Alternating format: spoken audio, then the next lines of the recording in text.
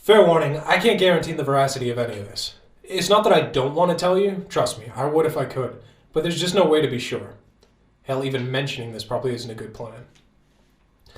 I spent 6 months in a psychiatric institution a couple years ago. I was seeing things. Not crazy things, just things that weren't there, among some other minor issues. Anyway, they ran a few tests for different meds, found one that seems to work, and let me out, on the proviso that if it starts again, I have to go back for a more complete treatment. So you can see why I really don't want to talk about this. One word to the wrong people, and I end up back in there. And that's not really my idea of the best way to spend my life. On the other hand, with the way things have been going, I think it's definitely a good idea for me to tell someone, because if it turns out I'm not going crazy, this might even be worse. Anyway, let me just get on with this. I went back to school after being released. I got a degree and then went back for a master's degree after that. It seemed like a good way to keep myself focused, and hell, a better pay grade was probably not a bad idea either. Plus, the lack of stress keeps the likelihood of an episode down. Academia definitely seemed like the best plan.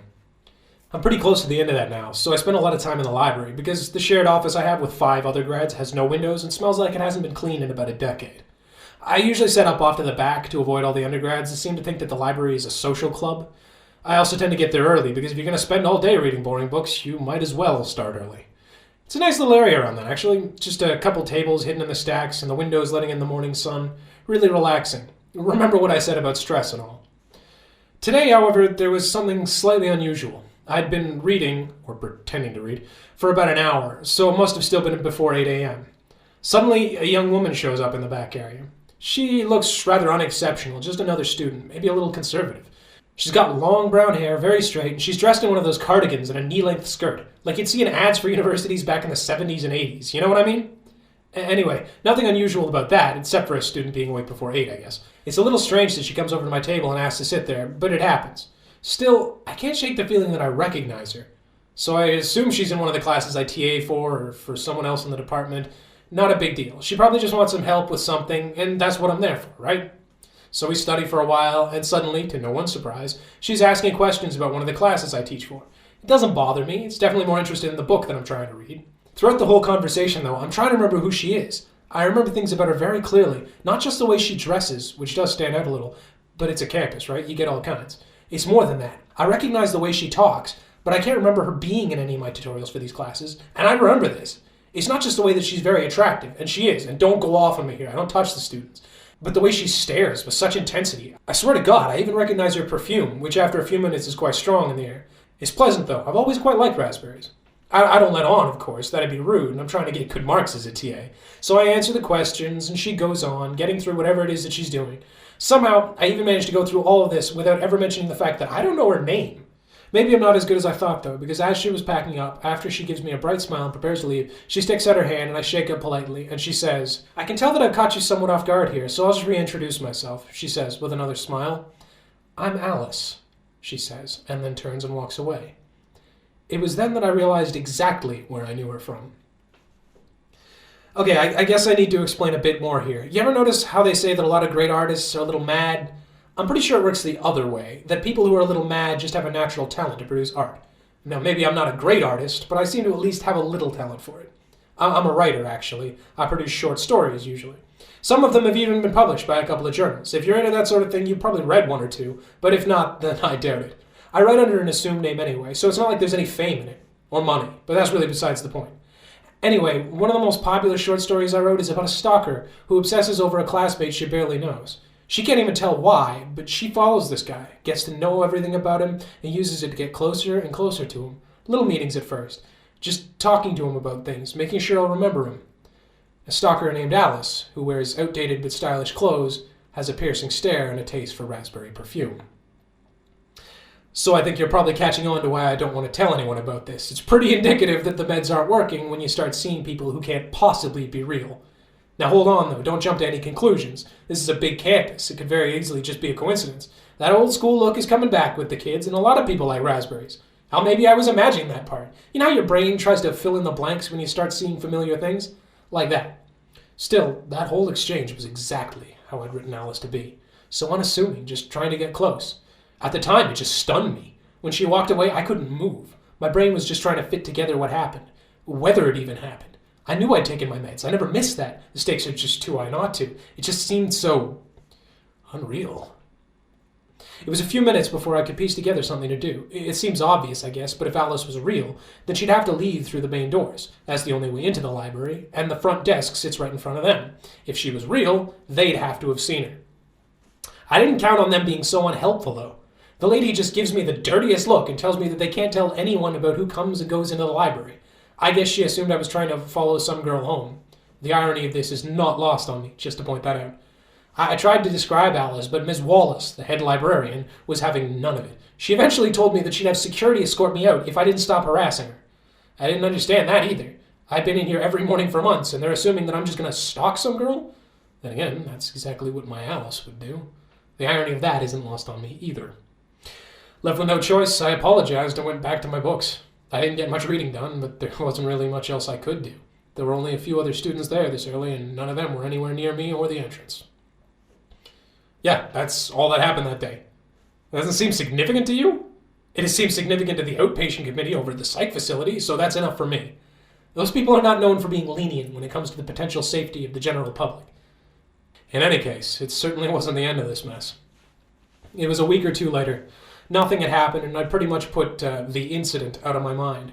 It wasn't quite as prevalent as the episodes had been when I was younger, so I just chalked it up to a minor issue.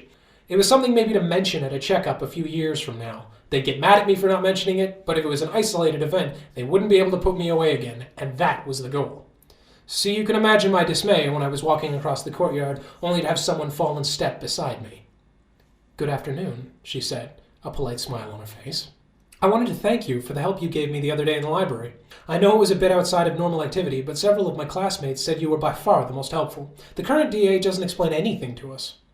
See, now this is where things start to get a little hairy on my end. I'm faced with one of two possibilities. First, that Alice is a real student who has provided me with an explanation for our bizarre meeting, and a perfectly valid one I might mention, as I've been switched around in classes several times.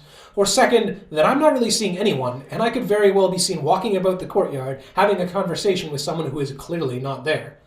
I can't ignore a real student, or there'll be complaints, and I can't be seen talking to myself. It's a careful line you gotta walk here. "It was nothing, Alice," I said, trying to keep my voice calm, not gesticulating too much. I could probably be caught talking to myself, I figured, given the amount of professors that were caught talking through their problems with the open air. "I'm always happy to help," I finished, hoping that this would be the end of our interaction. This was not the case, however. "Well, I have been wondering on which classes I should follow up with, perhaps ones with more helpful tutors."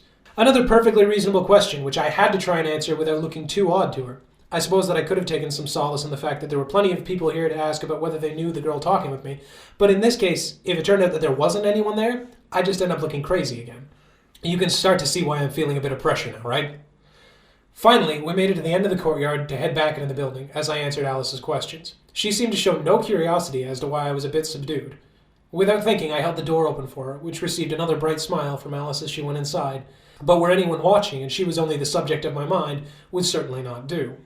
I think perhaps I might have overestimated the student populace, however, as not one of them appeared to have paid me any mind throughout the whole event.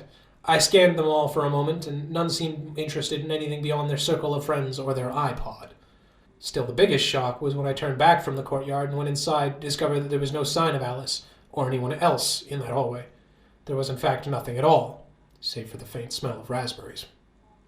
If it wasn't for that smell, I think I might have given up on myself right then and there, but the presence of some indication that there had indeed been a girl there before gave me hope that there was some rational explanation for her disappearance. There was a stairwell just across from the entrance and another set of doors to my left, either of which would immediately take someone from view. I checked my watch as well and found that it was also time for classes to switch. Alice could have had class and run off. It was perfectly possible. She didn't have to be some obsessive figment of my imagination. But then again, as I thought back, the entire conversation had been precisely the sort of tactics that my Alice had used.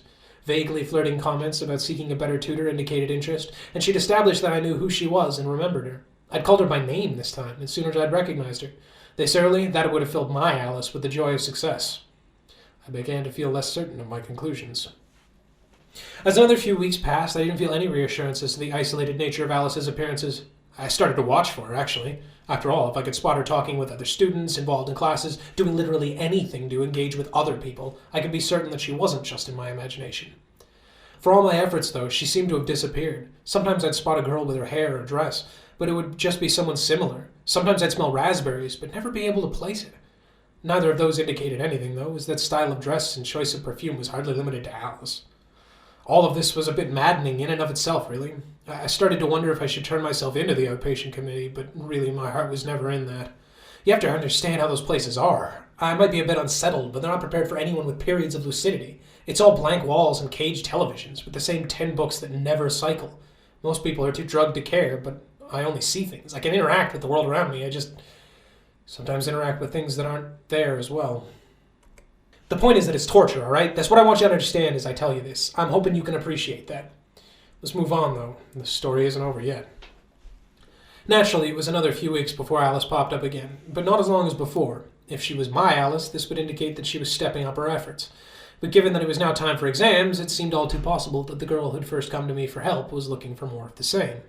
This was reinforced by the fact that it happened during office hours for students, where they would come directly to professors and tutors in regards to exams. I was marking final papers and waiting for another appointment, assuming that because I was generally surrounded by others, I would be safe from Alice till the end of the day. It was a surprise to see her bright eyes pop around the door, and I immediately searched the room to find it empty of my compatriots. I looked at the clock. Lunchtime. I should have known. "I'm sorry," she said, sounding very contrite. "I know that I ran out on you last time we spoke, but I didn't realize the time, and I had to get to class." I nodded, just as I thought. "That's all right, Alice. It's always best to avoid being tardy. Is there something I can help you with today?" Yes, actually." She gave me another one of those winning smiles. "I'm having quite a bit of trouble with the coursework, and our tutor has been less than forthcoming. I'm hoping that you might be willing to look at some of my work." She frowned slightly. "I know that I've come during your lunch, but it was the only time your schedule was free." I sighed. I rarely took lunch anyway. The pills did strange things to my appetite, but it was nice to have a break. If she was a real student, I'd be obligated to help her, and if not, well, it would be worse if she came back when my colleagues were at their desks. "It's no trouble. Please, come in, Alice." There's something that bothered me about working through things with Alice. It wasn't, at the time anyway, that I never actually touched any of the work. It was more that there was a sense of real confusion in the way she worked. It seemed to me that if she was a construct of my mind, these sort of holes in her logic, which stuck out like great sore thumbs in my mind, would never have been acceptable. I know all of this, and the mistakes were too obvious for my mind to have accepted. Alice's intense gaze upon the page belied too much genuine intent for it to have been falsified, though. Then again, I never touched the pages. Perhaps being a teacher comes first in my mind because I was more interested in helping any student, real or not, understand these procedures, rather than determining if they were a figment of my imagination. I suppose that one would earn me a few points with the committee, but I'd still rather they never heard any of this. 20 minutes later, Alice packed up, claiming things were much clearer to her, and as if clockwork, only moments after she left, my colleagues packed back into their desks, laughing to some joke one had told. I asked if they'd seen anyone out in the hall, but they pled that they hadn't been looking. Naturally, this fit into my Alice's time frame. I'd proven a willingness, in her eyes at the very least, to go beyond the normal bounds to help her. Maybe I really had, though.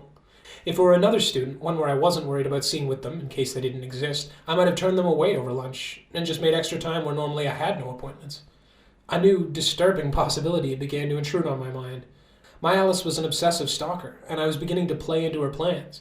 Even if she was only a construct of my mind, I had no idea what outcome would come for that. Suddenly, there was a new fear. The school break passed without issue, a few weeks where I could be reasonably certain that if I spotted Alice, it would be abnormal, as all of the students should have returned to where their families lived. Naturally, Alice didn't show up. As soon as the semester was about to begin, however, Alice wasted no time. I was returning to my apartment, navigating around moving trucks and watching students struggle to get their assorted belongings into tiny flats. Suddenly, I heard a familiar voice call my name. Despite the winter cold, she was still dressed in that same classic style, with a coat that appeared to be some kind of false fur.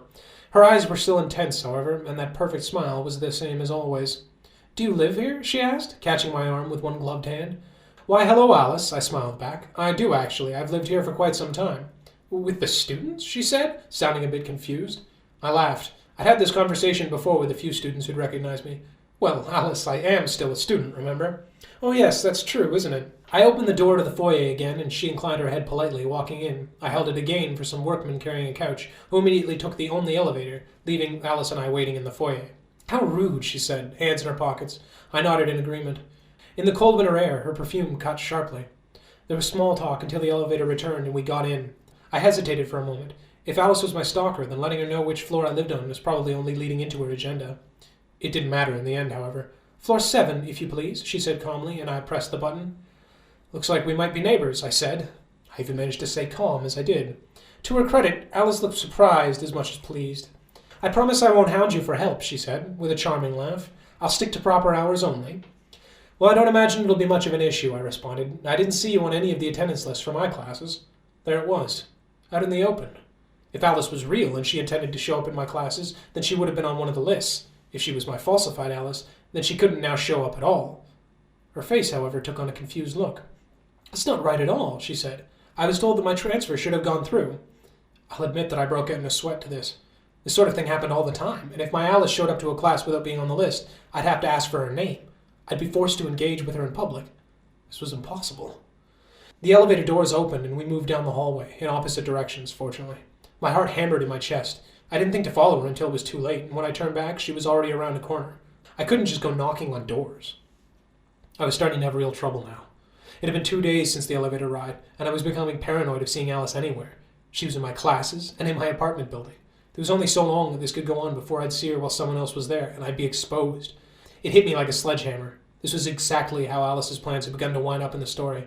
She stalked her target, getting closer, becoming more and more friendly, moving into his home, his life, everything.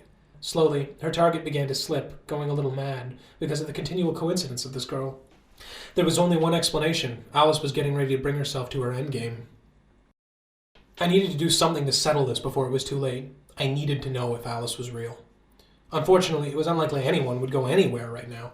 I looked outside the windows to my balcony and saw nothing but white. January had fulfilled its promise of snow in one fell swoop and showed no sign of slowing. This was a full-blown blizzard, and it had already put 3 feet of snow on the ground. I was trapped in the apartment, with no reason to leave, and no proper reason to try and find Alice. I worked all day, trying to figure out a plan. If the outpatient committee could have seen me there, they would have admitted me immediately. Frankly, I was starting to worry myself, but I needed to solve this problem. I couldn't go on with my life otherwise. Either Alice was a real girl, or my Alice was stalking me and moving to a conclusion. It was nighttime before I'd finally come up with a plan that might work. I was just going to have to bite the bullet and accept that I'd lapsed slightly. Maybe because of stress. My thesis was due in only a few months, and though it was going well, no one else knew it. I'd just catch Alice out in public and then explain the circumstances to the committee. There'd be a reprimand, and I'd probably have to go check more drugs to make sure all was well, but I'd have solved this, and they wouldn't have a real reason to send me back. I'd even begun to feel good about the plan, as much as I could be, I suppose. And then the lights went out. I keep talking about the story I wrote and the girl, Alice, the stalker, but I haven't really been clear on things. It's an unusual story. It only talks about what Alice is doing from the point of view of her target, who is completely unaware of her intentions. It comes off a little like a love story, really, with the attractive young lady very interested in this young man, but there's more going on. She shows up regularly outside his normal tasks, then in them, then where he lives, and he starts to catch on that something might be wrong. Of course, he can't prove anything, but he starts to worry. By then, however, it's too late. Alice's trap has been fully set, and she springs it. The story ends with Alice having caught him entirely, and leaves the reader to determine exactly what happens to him. Of course, it could just be that it really is a love story if he's been wrong about it all along. It's left very ambiguous. Like I said, I'm quite proud of it. Or I was, anyway. The minute the lights went out, I thought immediately of the trap that my Alice had set for her target, and the coincidences seemed far too much. I waited for a while as the building's heating ceased, and it got colder and colder, and without even streetlights outside, darker and darker. Eventually, I fell asleep. The knock at the door made me jump, but I answered it anyway, though a bit hesitantly. A couple of younger students were outside, bundled up in winter jackets and blankets. Apparently, they recognized me as one of the older tenants, and with the super away for another few days, they hoped that I might know what to do. No sign of Alice among them, but no, there wouldn't be. That'd be too obvious for her.